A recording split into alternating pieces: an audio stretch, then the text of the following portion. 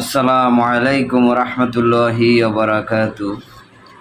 প্রত্যেকটা জুমার দিনে আসরের পরে নামাজ পড়ে আল্লাহ পাক রব্বুল আলামিনের কাছে যদি দোয়া করেন, আল্লাহ পাক রব্বুল আলামিন দোয়া কবুল করেন। কারণ এই আসরের পরে জুম্মার দিনে আসরের পরে আসরের নামাজের পর মুহূর্তে যদি আপনি দোয়া করেন, আল্লাহ পাক রব্বুল আলামিন এই দোয়া কবুল করার কারণ হচ্ছে এটা হচ্ছে আল্লাহ পাক রব্বুল আলামিনের কয়েকটা মুহূর্তের মধ্যে এই একটা মুহূর্ত দোয়া কবুলের সময়। এই দোয়া কবুলের সময় হচ্ছে আসরের পরে আমরা নামাজ পড়ে অন্তত পক্ষে আল্লাহর কাছে দোয়া করি, আল্লাহ পাক যেন আমাদেরকে যত যাবতীয়